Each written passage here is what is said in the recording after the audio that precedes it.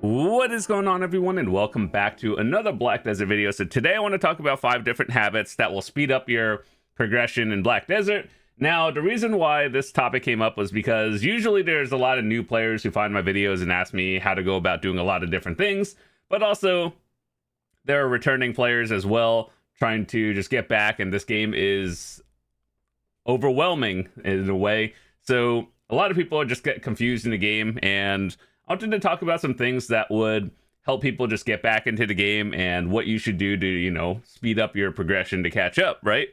So there's a lot of things I could talk about, but I just made a list of 5 different things to talk about that I think were actually super important. So, and they're not too difficult to get into. So yeah, so in no particular order. Number 1, no matter what you're doing in the game, you should be doing something, because if you're just standing around in town, it's making 0. So like even what I'm doing right now, I'm just processing various things. It may not be the most amount of silver, but it's better than 0.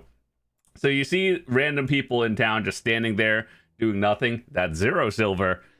Always just be doing something. When in doubt, set your character to go fishing, and you just come back, there's more silver. There's a lot of semi-AFK activities to do, and let's talk about it. In terms of a life skill perspective, some of the things you could do when you have limited free time in the game. 1, fishing. You just set the thing to auto fish, and then you come back, you get silver. Cooking and alchemy and processing are basically semi-AFK, as in like maybe you are at your computer or something every 30 minutes, maybe less, and then you have to go back and do something. Those are activities I would do. Just because you run out of materials, you kind of have to reset it. And yeah, so fishing is a long-term AFK one. Training, you could set it from like point A to B, having it loop back and forth while you're leveling up your horses. And sailing and bartering are kind of semi-AFK in terms of you could set it to a point. Let's say you're bartering in the ocean somewhere. Let's say you are doing like random bartering, and you were like, okay, so I need to get this level 2 material into or level 1 into a 2 into a 3. You just auto path from point A to B, and then you come back every now and then. So yeah, there's a lot of things to do that makes you silver while semi AFK and not really playing the game. You're tabbed out, or you're just taking a break or something. Yeah, just always do something. Next, I want to talk about learning the central market. Now, this one it could be as easy or as difficult as it seems, but every game or every online game usually has some sort of market board, a central market thing, and learning the items that are notable in the game, because this game is very event driven. And like if we have, for example, a mount training event right now, chances are the stuff to make horses like tier 8s and everything probably going up.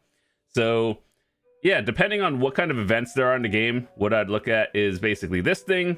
I'm pretty sure it's on console as well too. Just look at like what's happening in the game, and then figure out, oh, okay, so this is happening. These materials might go up and down, and then, try to go for that. Maybe sell it, maybe buy it, depending on the price.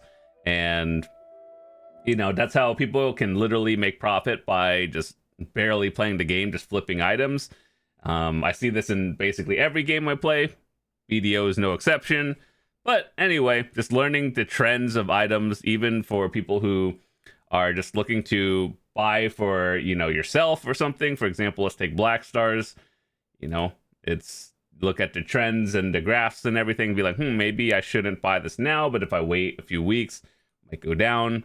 So yeah, the best things to do is try to learn the notable items. I have this series called Window Shopping I do once a month, and I talk about everything that might be interesting at that month, what kind of events change the economy, and yeah, you can learn stuff from that no matter what server you're on. Generally, seeing like price trends of everything is pretty important, especially console players, because I'm pretty sure console is a few weeks behind a PC and generally gets the same updates but just a little bit slower. So always a good idea. The next thing I want to talk about in terms of gear progression is focusing on one piece of gear at a time.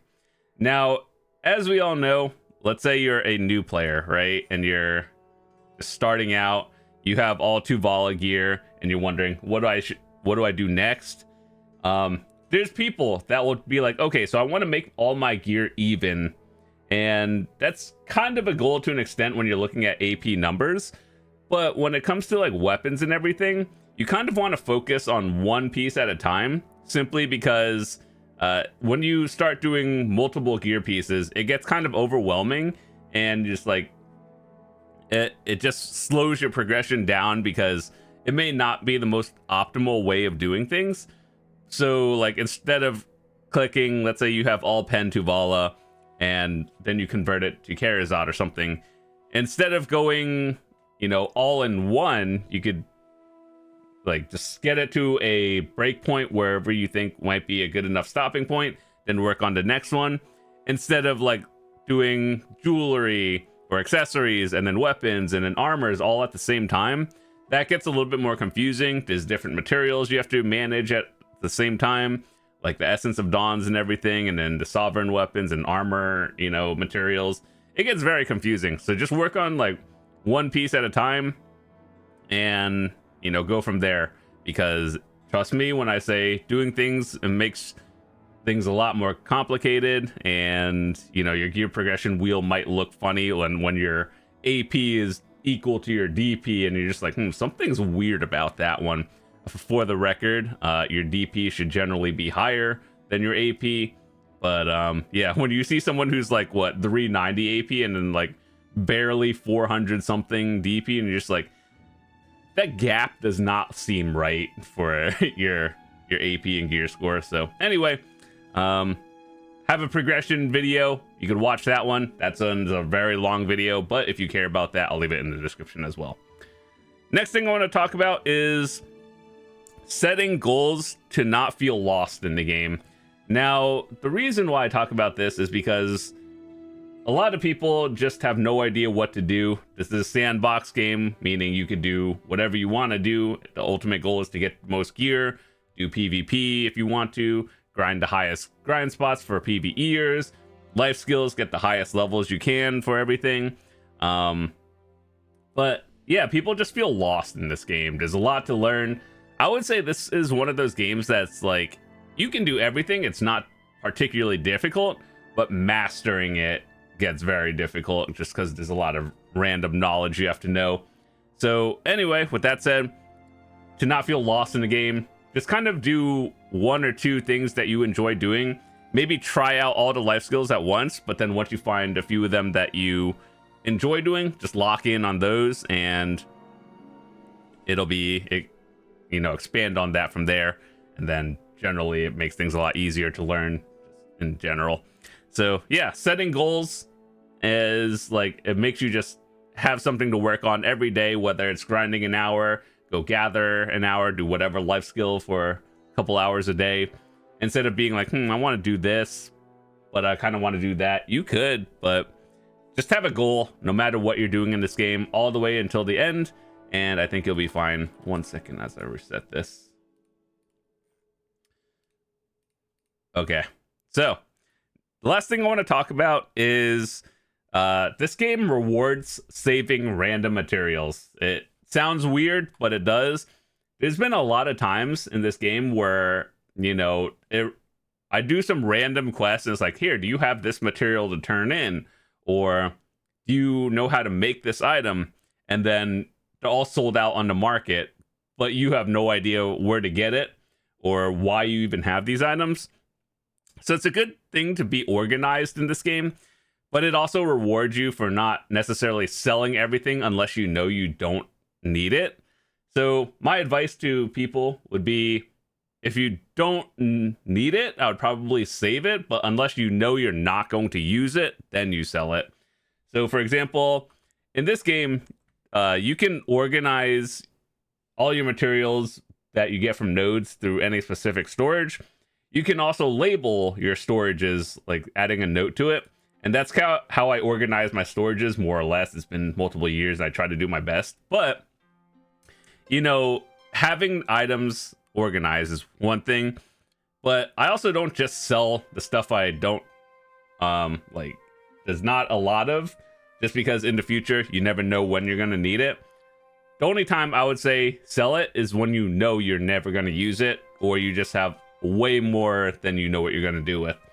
So for example, you know, just if you're an alchemist and you have a lot of elixirs, I could just sell all these and buy the harmonies directly, but you never know when they're just going to add some sort of quest in the game in the future, just like, here, craft this one specific thing, and then suddenly the market sells out. That's a trend I've noticed over the years in the game. Whenever there's a patch note or something that's like, here, we're adding this to the game, suddenly the supply of everything goes down because people panic buy them at like max price. That's a great way to profit, by the way. But usually after about like a few days, it just sits on the market again. A few days, maybe a few weeks, depending on the item. But yeah, unless you know you're never going to use it or not in the foreseeable future, then, you know, you could sell it then.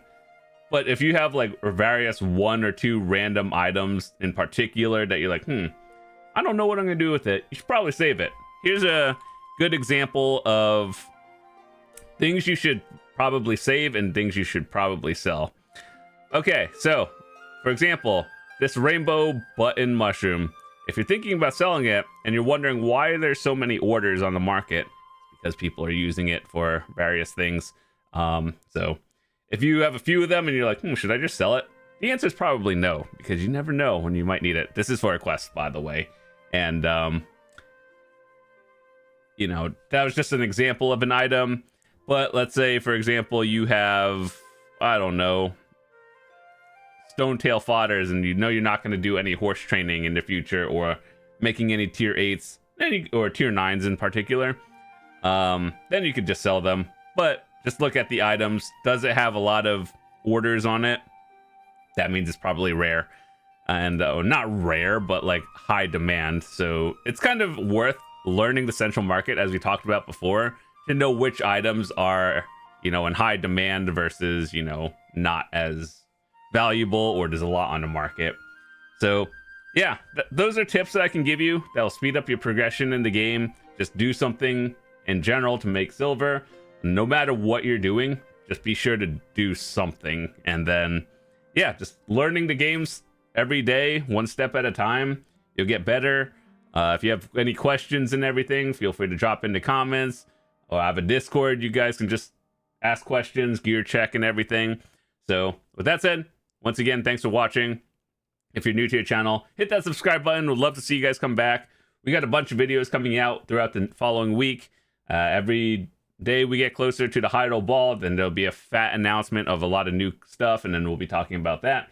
But we got a bunch of things coming out in the near future, so if you'd like to see more of that, feel free to subscribe, and we will be talking about that later.